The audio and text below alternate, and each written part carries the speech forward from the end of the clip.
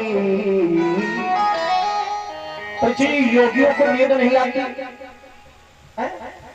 न जाने रात को 2 बजे माला लेके जपने लगे। जिसमें दिल कार्यक्रम कराने के लिए आई इधर महारानी रुक्मिणी अंजलि भर करके और जिससे मंडप के नीचे आई महारानी रुक्मिणी मंडप के नीचे अंजलि भर करके आई और उसने हाथ जोड़े। पंडित जी एक बात बताओ, मेरी बारात लेकर के कौन आया? परीक्षित जी बताइए, कोई साधारण बात नहीं। क्यों मत हो? जिस बेटे का विवाह होने जा रहा, तेल चढ़ने जा रहा और उस बेटी को यह नहीं पता कि मेरी बारात कहाँ हो रही है, कोई साधारण बात नहीं। और आज का कोई मैटर होता परीक्षित जी,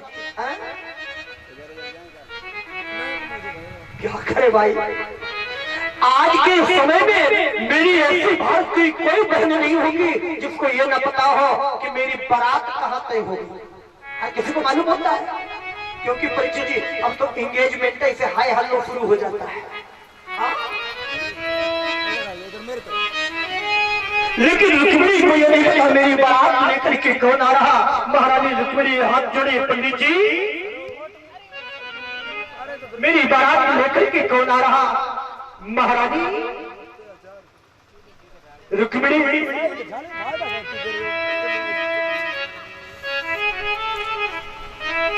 हाथ जोड़े और कहेंगे, पंडित जी मेरी बारात लेकर के कौन आ रहा?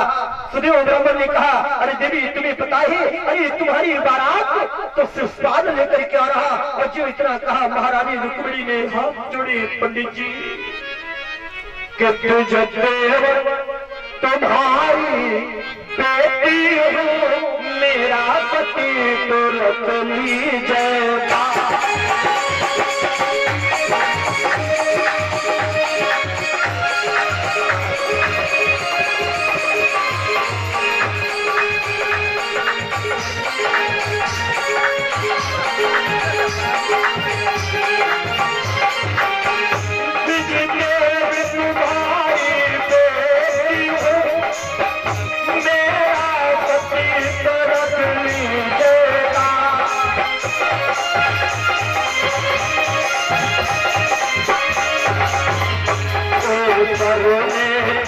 पर दिया मुझे अब आप भर देगा।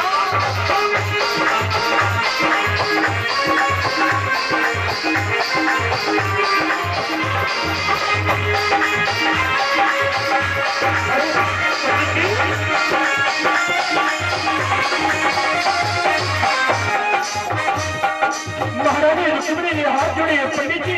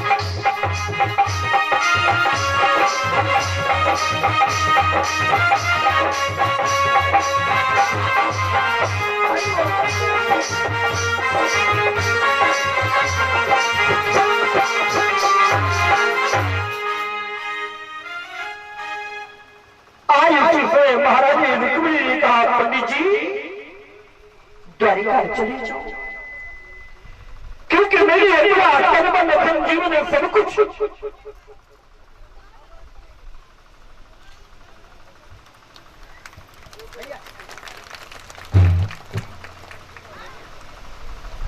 भगवान द्वारिका को अर्पण कर दिया। महारानी रुक्मिणी पंडित जी ने कहा, बेटी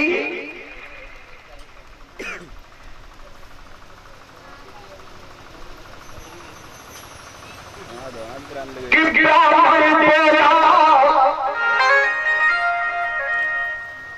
बेटी मत रो, मैं अपने द्वार का जाता हूँ।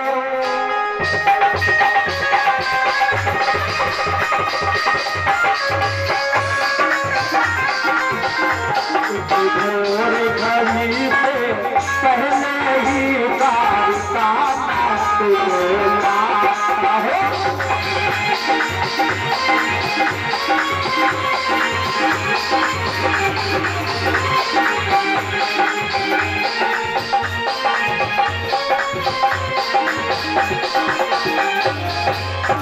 भगवान ने कहा, बेटी पंडित जी ने कहा, बेटी मैं अभी द्वारिका जा रहा।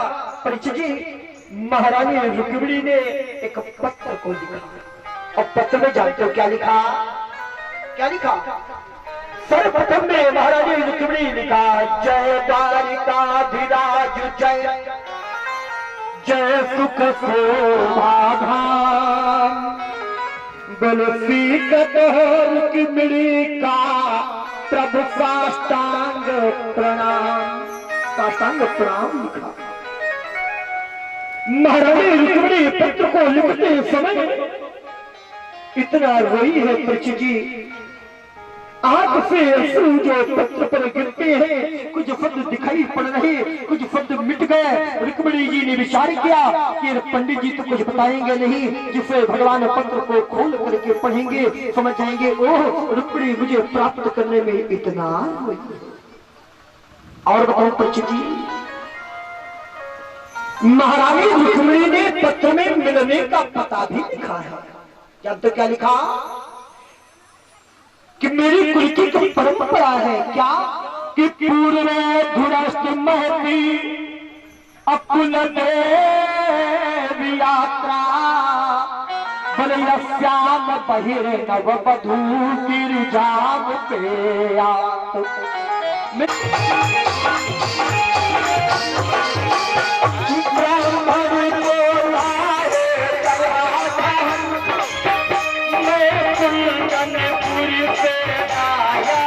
मुझे भी रुक्मिणी को प्राप्त करने में रात रात भर नींद नहीं आती।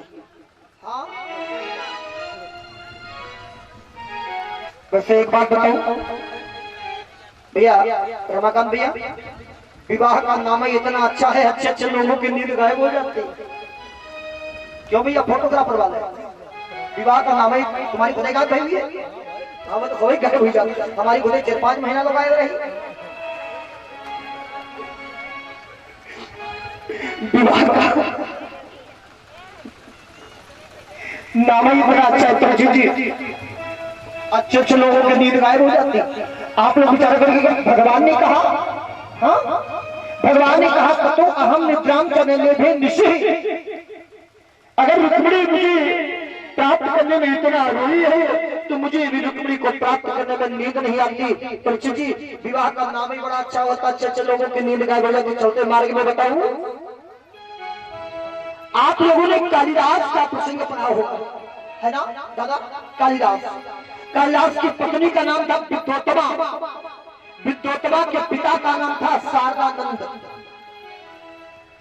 ध्यान हमारी तरफ रखिए परीक्षित जी, विद्योत्तमा इतनी विद्वान है, विद्योत्तमा ने संकल्प किया कि जो भी मुझे शास्त्रार्थ में पराजित कर देगा मैं उसी के साथ विवाह करूंगी।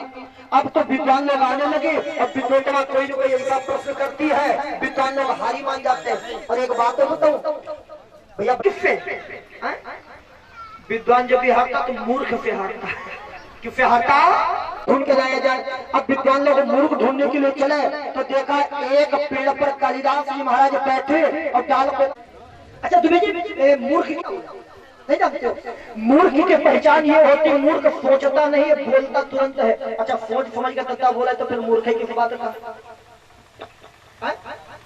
विद्वान ने पूछा है, बोले हाँ। बोले बताओ तुम ये डाल काट रहे हो, डाल नीचे गिरेगी, तुम डाल के साथ ही आओगे ऊपर रहोगे? तो कालिदास ने कहा तुम्हारा मतलब क्या है? हम डाल काट के नीचे डाले और जब तक उतर के आवे तो वह डाल उठाओ घर चले जाओ। बोले हम डाल के साथ ही नहीं आएंगे, उठाओगे तुमको उठा के पटक देंगे। विचार किया हम तो मूर्ख ढूंढ रहे लेकिन हमको महामूर्ख लग गया। ये बताओ विवाह करोगे? हाँ। बोले उतर आओ नीचे। तो परिचित जी कालिदास ने फेंका टकोरा नीचे। बोले लावो लावो लावो भैया। अरे विवाह पर हल्दी मिर्ची की दुकान थोड़ी ना भैया, 100 रुपए विवाह दे देना। तो भाई अरे विवाह होगा, विवाह में एक कन्या की जरूरत पड़ेगी, ठीक है तुम्हारा विवाह हो जाएगा, लेकिन एक विद्वान ठीक है। तो कालिदास को स्नान कराया गया, बगल में ऐसे दबा दी गई, ले जाकर के एक मंच पर कालिदास को खड़ा कर दिया गया। विद्वत ने पूछा ये कौन? विद्वत ने कहा क्या मतलब? मैंने एक उंगली उठाई दोनों क्यों? विद्वान ने अर्थ दिया तुम्हारा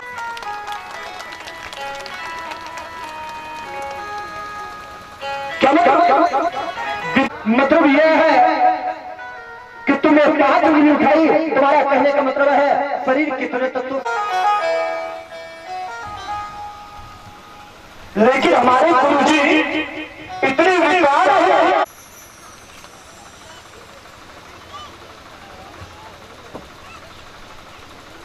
हमारे गुरुजी जब 5 तत्व एक में मिलेंगे, मुट्ठी बांधी 5 तत्व एक में मिलेंगे, वरना पृथ्वी को अलग कर दो, आकाश को अलग कर दो, नहीं बनेगा। जब 5 तत्व एक में मिलेंगे, मुट्ठी बांधी।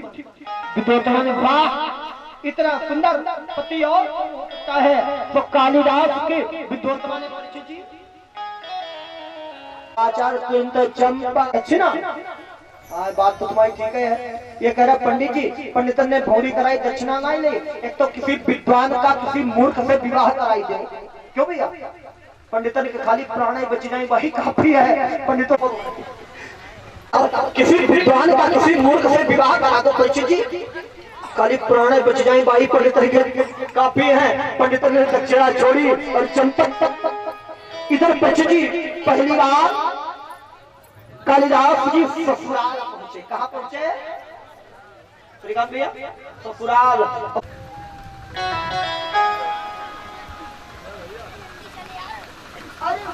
पहली बार हमारे ससुराल जाए।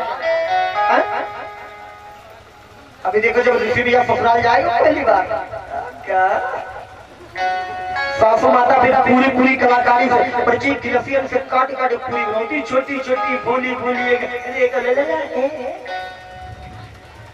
अब कालिदास पहली बार पहुंचे। विद्वतों ने पूछा विचार के बड़ा विद्वान पति हमारे पे परोसा और परिचित जी कालिदास ने एक पूरी दी और सब्जी भी खाने लगे। विद्वतों ने विचार किया ये कैसे विद्वान पति है?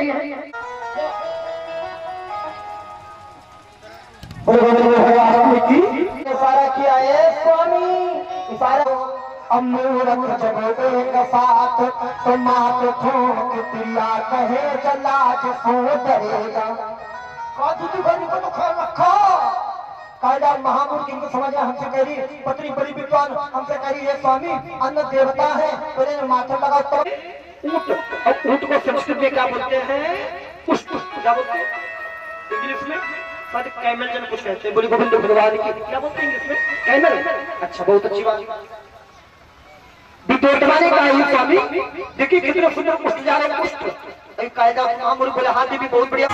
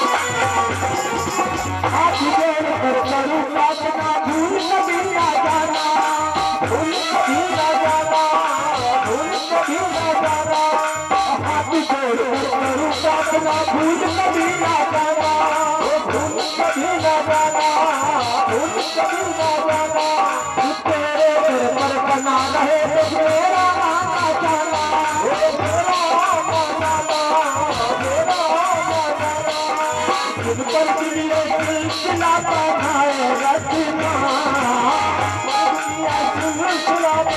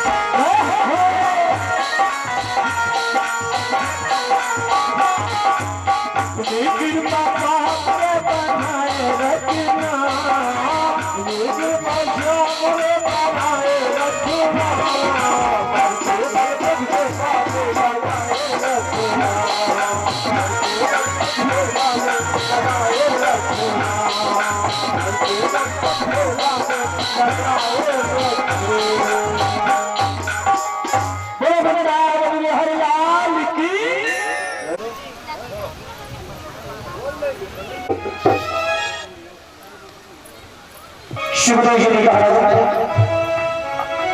अब तुम क्या श्रवण करना चाहोगे?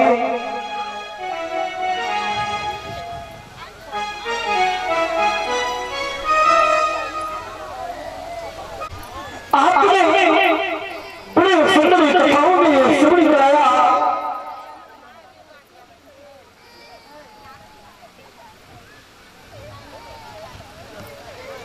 चलते मार्ग में प्रभु आपने बड़ी सुंदर कथाओं को श्रवण कराया। अब तो मेरे जीवन का अंतिम क्षण बिल्कुल करीब है। कुछ ही क्षण के बाद में दर्शन मुझे कसने का। चलते मार्ग में मेरा एक निबंध में है, भगवान के किसी एक मित्र की कथा सुना दीजिए। किसकी कथा? मित्र की कथा। और जो मित्र की कथा किने कहा वो तो बताओ। सुखदेव स्वामी के मित्र में